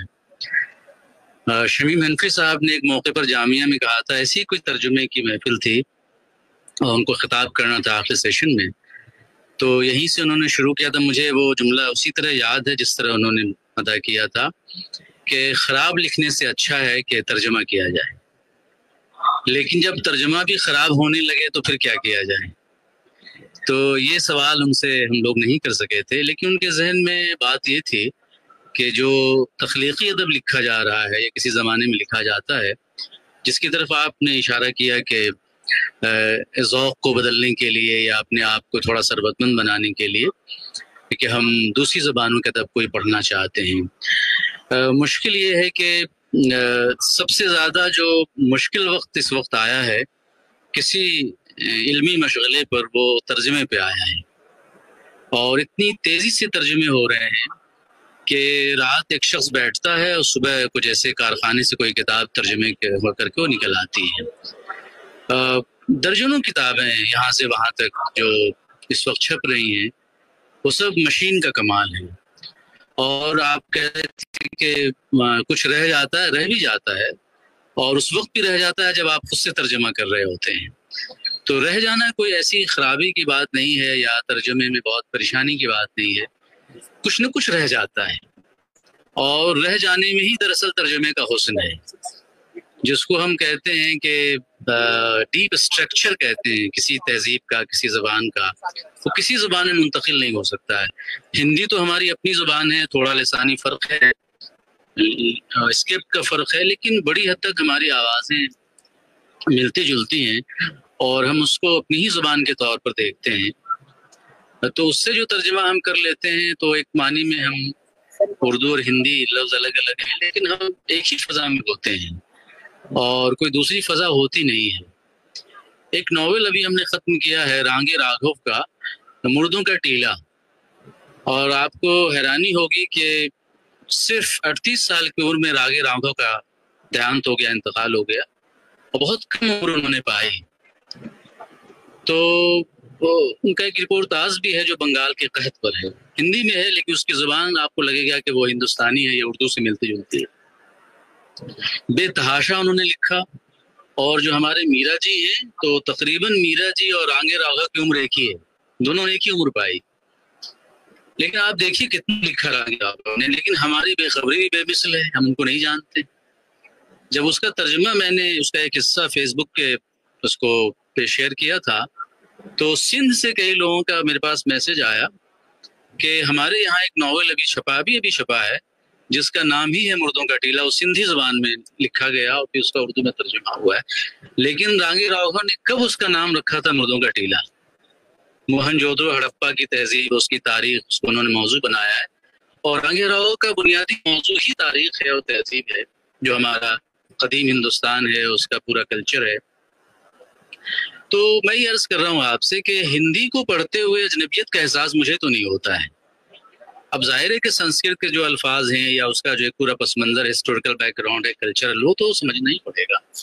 اور اس کو سمجھنا گویا کہ یہ نہیں ہے کہ ہم کسی اور زبان کے کسی کلچر کو ہم سمجھ رہے ہیں، وہ دراصل ہمارا ہی کلچر ہے اور ہماری ہی تہذیب ہے اور وہ ہماری ہی ایک طرح سے شناسائی کے حوالے ہیں. اب یہ جو فاصلہ بڑھا ہے اس فاصلے میں جانا نہیں چاہوں گا، لیکن چونکہ آپ تینوں حضرات نے ہندی سے اردو میں ترجمہ کیا ہے تو آپ کے اتنے مسائل نہیں ہیں جتنے مسائل ان زبانوں سے ترجمہ کرنے کے ہیں جو انگریزی سے ہیں اور دوسری زبانوں سے جو ہماری دوسری انڈین لینگویجز ہیں، ساؤتھ کی خاص طور پر زبانیں ہیں. اب آپ دیکھیے کہ جیسا کہ میں نے عرض کیا آپ سے کہ یہ جو آپ ہم سب ترجمہ کرتے ہیں اور ترجمے کے بعد ہم جشن بھی مناتے ہیں کہ ہم نے کوئی ترجمہ کر لیا ہے اور اتنے ترجمے ہم نے کر ڈالے ہیں، تو یقیناً جشن منانا چاہیے اور جشن منانے کا وقت ہے اور موقع ہے. ایک فلاسفر ہے، وہ کیا عجیب بات کہتا ہے اور لگتا ہے کہ ترجمے کی جو پالیٹکس ہے اس کا رشتہ اس کے بیان سے ہے. وہ کہتا یہ ہے کہ آپ جس زبان میں ترجمہ کر رہے ہوتے ہیں، دراصل جس زبان سے آپ ترجمہ کر رہے ہوتے ہیں اس زبان کو آپ کمزور کر رہے ہوتے ہیں ایک معنی میں، اور جس زبان میں ترجمہ کر رہے ہوتے ہیں اس کو آپ ثروت مند بنا رہے ہوتے ہیں، اس کو آپ طاقتور کر رہے ہوتے ہیں. تو یہ جو باؤنڈریز کو آپ اس سے نکلتے ہیں اور اس سے آگے جانا چاہتے ہیں، تو ہر ترجمہ جو ہے وہ دراصل ایک دیار غیر میں آتا ہے. وہ دیار غیر میں جیسے کولونیل ہمارا ایک زمانہ گزرا ہے، بہت سے ترجمے اس زمانے میں ہوئے، اس کے پیچھے خاص پالیٹکس تھی انگریزوں کی کہ ہم کن کتابوں کے ترجمے کریں گے اور کیسے ترجمے کریں گے، یعنی کیسے ترجمے کریں گے اور ہم کیسے اس سے مفاہیم پیدا کریں. تو یہ جو پوری ترجمے کی پالیٹکس ہے وہ ہمارے یہاں ہندی اردو میں تو ہم نہیں سمجھتے وہ اس پالیٹکس کا کوئی اطلاق ہوتا بھی ہے. لیکن جو مثلاً آپ دیکھیے کہ بورخیز کتنے ترجمے ہمارے یہاں ہوئے، اردو میں ہوئے، ہندی میں ہوئے، اور بورخیز کا ایک چھوٹا سا 1.5 صفحے کا ایک آرٹیکل ہے، بلکہ آپ اس کو کہانی بھی کہہ سکتے ہیں، بورخیز اینڈ می کچھ ایسا ہے، اور وہ اس کی جو اصل زبان ہے اس سے 3 لوگوں نے اردو میں ترجمے کیے ہیں. محمود احمد قاضی نے کیا ہے اور صغیر ملال نے کیا ہے اور اجمل کمال نے کیا ہے. تینوں ترجمے کو اگر آپ ایک ساتھ پڑھیے تو آپ کو اجمل کمال کا ترجمہ زیادہ اچھا لگے گا. اس کی وجہ میں آپ کو بتاتا ہوں کیوں اچھا لگتا ہے. محمود قاضی کا جو ترجمہ ہے اور جو ترجمہ صغیر ملال کا ہے، وہ دونوں آپ کو لگتا ہے کہ جیسے ایک دوسری زبان کی تخلیق کو آپ پڑھ رہے ہیں. اور اجمل کمال کا جو ترجمہ ہے آپ یہ پڑھتے محسوس کریں گے کہ دراصل وہ اپنی ہی زبان کی کوئی آپ تخلیق پڑھ رہے ہیں، گرچہ وہ بورخیز اور میں اس پر عنوان قائم کیا ہوا ہے. تو اکثر ایسا ہوتا ہے جب ٹرانسلیٹر دوسرا مصنف بن جاتا ہے، آتھر بن جاتا ہے، تو پھر یہ ہوتا ہے کہ اس میں لذت بہت آتی ہے، وہ اچھا بہت لگتا ہے، لیکن وہ اتنی ہی دور بھی جا پڑتا ہے اس آتما سے، اس روح سے جو اس فن پارے کی ہے. تو بہت بڑی ذمہ داری ہوتی ہے ٹرانسلیٹر کی، ترجمہ نگار کی، کہ کسی زبان سے کسی زبان میں ترجمہ. یہ تو ٹھیک ہے کہ آپ کسی ایک ایسے معاشرے کے لیے کر رہے ہیں جس معاشرے کے بارے میں آپ کو پتا ہے، اردو کا، ہندی کا خاص طور پر. لیکن یہ ہے نا کہ कितना उस ओरिजिनल टेक्स्ट का दुख क्या है, असल चीज ये है ना, उसका दुख क्या है। हमें कुछ मिलता है, कुछ तालियां मिल जाती हैं, कुछ पैसे मिल जाते हैं, अब तो तर्जुमा पूरी इंडस्ट्री हो गई है। तो तर्जुमे की जो रूह है वो रूह कभी थी और अब भी है, मैं नहीं कहता हूँ नहीं है, लेकिन बड़ी हद तक ये जो है वो कारोबार एक इंडस्ट्री बन गई है। मैं जैसा कि मैंने अर्ज किया कि रात को एक शख्स बैठता है और सुबह में उसको तर्जुमे की एक किताब उसके हाथ में होती है। तो जो आपका पैशन है वो कितना बाजार का हो गया है, कितना आपकी इंसाइट का है, आपके व्यक्तित्व का है, आपके अंदरून का है। आप किसी टेक्स्ट को देखते हैं तो किस जरूरत से देखते हैं आप, क्यों देखते हैं आप, दुनिया की हर चीज आपको कैसे ठीक लग सकती है एक ही वक्त में। तो इसीलिए तर्जुमे के बारे में कुछ बोलते हुए बड़ा वो होता है, एक तरह से कहना चाहिए कि लगता है जैसे किसी सिन्फ पर इतना मुश्किल वक्त नहीं आया है जितना कि तर्जुमे पर आया है, और कोई बताने को तैयार नहीं है कि उस तर्जुमा उसने कैसे किया है। जिनके बारे में हम जानते हैं वो तो ठीक है। अब आप देखिए कि हमारे यहाँ ये फैजानुल हक बैठे हुए हैं, इन्होंने पीएचडी का सबमिट कर लिया है मेरी ही अंडर में। तो इन्होंने अनवर अजीम पे किताब लिखी है। अनवर अजीम को रूसी जबान आती थी, वो वहां रह चुके हैं रशिया में। ज़ोए अंसारी को रूसी जबान आती थी, वो भी वहां रह चुके हैं। तो सिर्फ एक अनवर अजीम और खासतौर पर अगर ज़ोए अंसारी का नाम लें तो जो रशियन लिटरेचर है, क्रिटिसिज्म है, वो जितना असल सूरत में और बड़ी हद तक इत्मीनान बख्श सूरत में उर्दू में मुंतकिल हुआ है, वो कहीं उसकी मिसाल नहीं मिलती है। लेकिन ज़ोए अंसारी को हमें से कितने लोग याद करते हैं। कभी नदीम सिद्दीकी जो मुंबई में एक सहाफ़ी हैं, अदीब हैं, उनकी एक छोटी सी किताब अनवर उस पर आई है, ज़ोए अंसारी पर आई है। मुझे बहुत खुशी हुई देख करके। तो अनवर ज़ोए अंसारी अगर देखिए इतना पहाड़ जैसा लगता है, हम यहाँ से देखते हैं उसको, तो कौन याद करता है उसको? किसी ने कोई सेशन किया उसके ऊपर?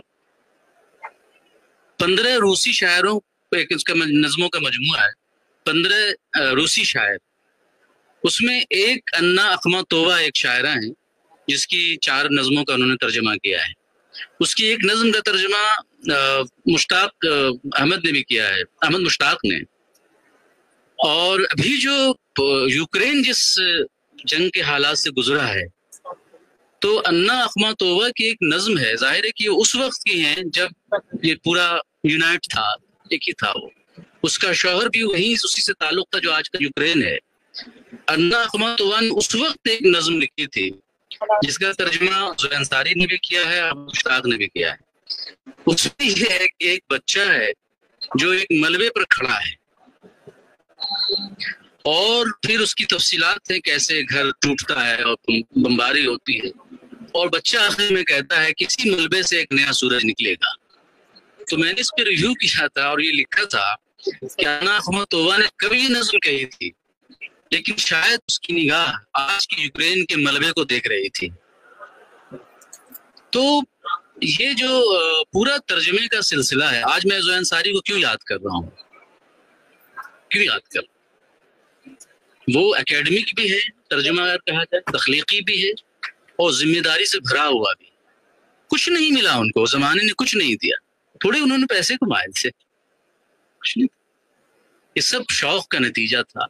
और ये था कि जो रशियन लिटरेचर है, फिक्शन खास तौर पर, अनवर अजीम की जो क्या है फैज़ा, खदीजा अजीम, उन्हें रूसी जबान आती तो उन्होंने कई चीज़ों का तर्जुमे किया रशियन लैंग्वेज से, रूसी जबान से। तो मैं ये अर्ज कर रहा था कि इन नौजवान मुतरजमीन के दरमियान बैठ करके मुझे इसका एहसास हुआ कि ज़ाहिर है कि तर्जुमे का मुस्तक़बिल इन्हीं नए लोगों से वाबस्ता है। न ज़ोए अंसारी लौट करके आएंगे, न अनवर अजीम आएंगे, न उमर मेमन आएंगे। उमर मेमन का इतना बड़ा, उनको 5 ज़बानें आती थी उमर मेमन को, और इतना तर्जुमा उन्होंने किया, फिक्शन का इतना तर्जुमा किया है। एक जगह मैं देख रहा था अरबी से तर्जुमा किया है और ये लिखा है नीचे कि इस लफ्ज का सही मतलब मैं समझ नहीं सका, लेकिन फिर भी मैं इसका तर्जुमा इस वक्त ये कर रहा हूँ। और उस तर्जुमे को उन्होंने हसन अस्करी के नाम किया था कि उनको वो किताब बहुत पसंद थी। खुद हसन अस्करी ने द रेड एंड वो इस्तादाल का नावल है the red and the black, उसका फ्रांसीसी तर्जुमा किया नावल का, اور آپ دیکھیے کہ اس کا نام انہوں نے سرخ و سیاہ رکھا. ان کو روسی زبان بھی آتی تھی لیکن اس میں اختلاف ہے انہوں نے روسی زبان سے کیا یا انگریزی زبان سے کیا. تو ترجمے کے بارے میں دراصل یہ ہے کہ اس کی جو اہمیت ہے، جو آپ کا موضوع ہے اس سیشن کا، تو یہ تو اتنا سادہ سا اور عام سا ہے کہ ہم سب اس کے بارے میں کچھ نہ کچھ کہہ سکتے ہیں اور کہنا بھی چاہیے. تو اس کی اہمیت کا انحصار دراصل اس بات پر ہے کہ کتنا ہمیں اس کی ذمہ داری کا احساس ہے. اصل چیز یہ ہے کہ ترجمے کی اہمیت کا مطلب ہی یہ ہے کہ ہمیں کتنا اس کی ذمہ داری کا احساس ہے. دیکھیے ایک ٹیکسٹ جو ہے نا وہ دیار غیر میں جا رہا ہوتا ہے ترجمے کے بعد. ہم اردو ہندی کی بات نہیں کر رہے ہیں، میں اس کو ایک ہی فضا میں دیکھ رہا ہوں. لپی الگ الگ ہے لیکن ہم اتنی ہی اسی طرح سے اس کو دیکھتے ہیں. تو میں آپ کو مردوں کا ٹیلا کا ترجمہ بہت جلد انشاءاللہ وہ ترجمہ آپ کو مل جائے گا. میں نے سنسکرتی کے 4 ادھیائے جو دنکر کی کتاب ہے جو 1960 میں چھپی تھی اور جس پہ پنڈت نہرو نے اس کا پریفیس لکھا تھا، ان کے کیبنٹ میں بھی شامل تھے، تو میں نے اس کا ترجمہ بھی کیا، وہ بھی انشاءاللہ چھپ جائے گی.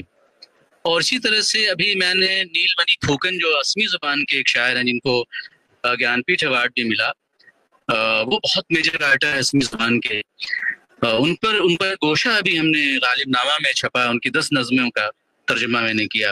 اسمی مجھے نہیں آتی ہے لیکن ہندی سے کچھ ترجمہ کیا. کچھ ہمارے جو جامعہ میں آسام کے لوگ رہتے ہیں فیکلٹی، کچھ اسٹوڈنٹس، جیسا کہ نوشاد نے کہا کہ انہوں نے کچھ علاقائی زبانیں کے طالب علموں سے پوچھا تو ان سے میں نے رابطہ کیا.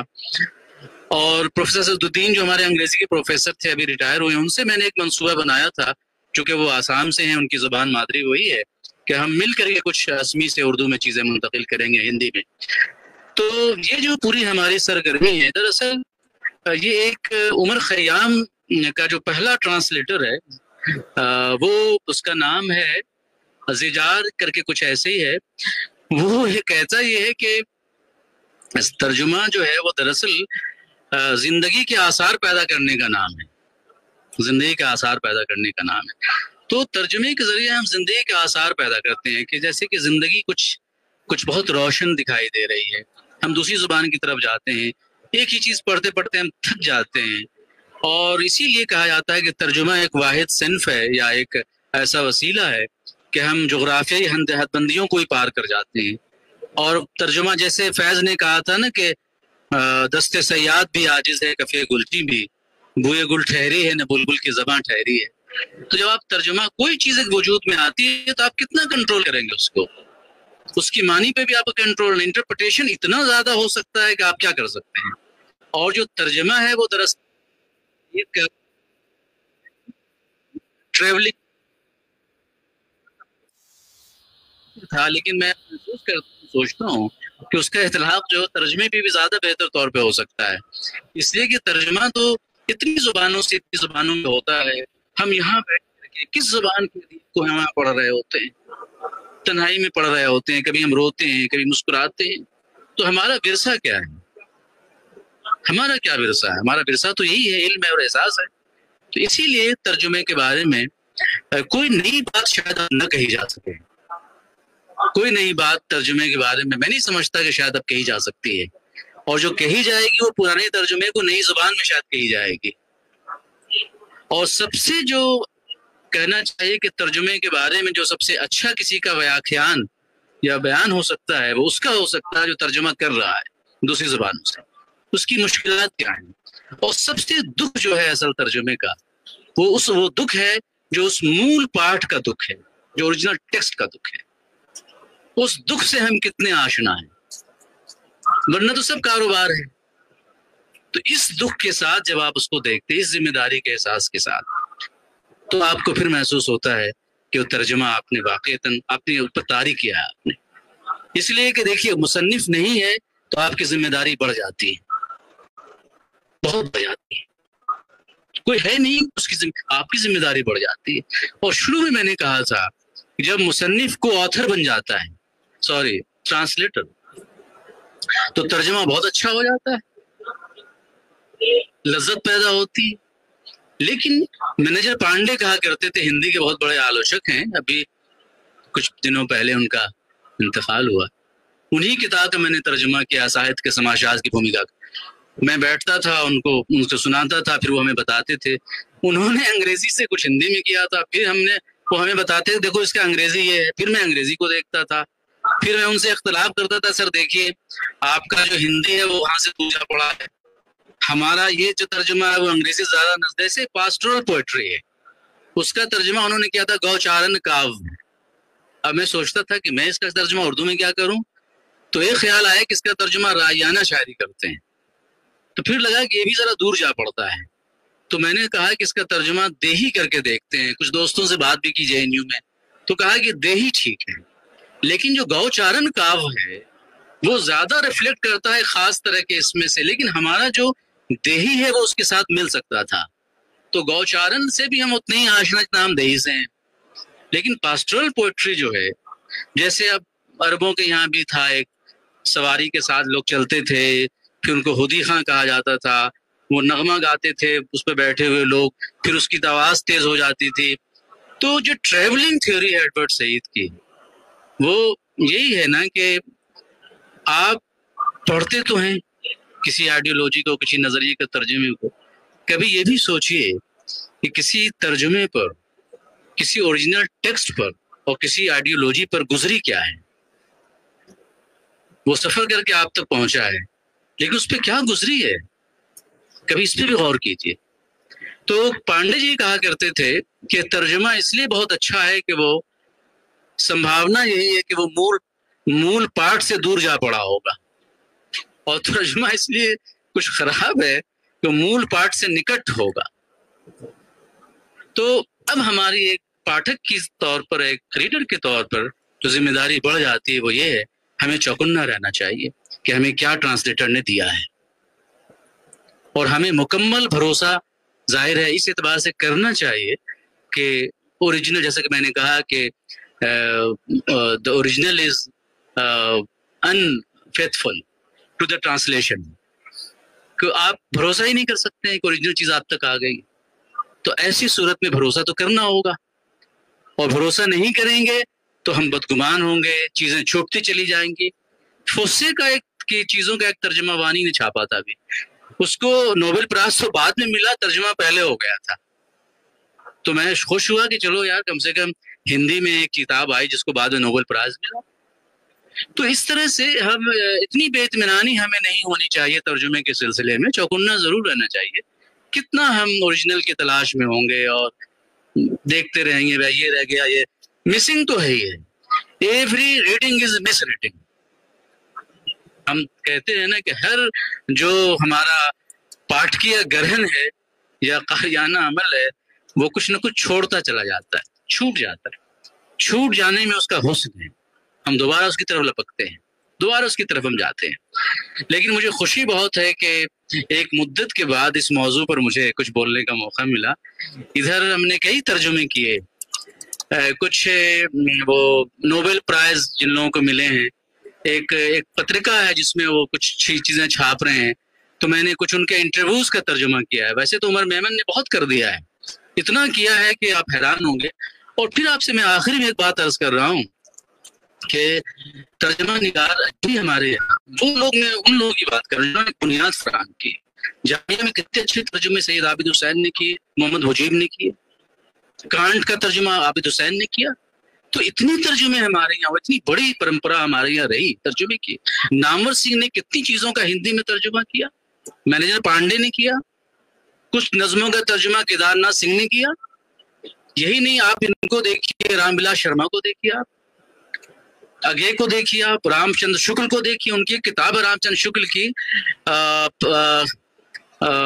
पेंटिंग पे वो किताब है, पेंटिंग पे वो किताब है। और मैं उसको देख रहा था, मुझे लगा कि एक आदमी इतना अवेयर हो सकता है पेंटिंग। तो हमारे इतना लोगों ने तर्जुमा किया, इतनी चीजें आई हैं कि आपको हैरानी हो गई।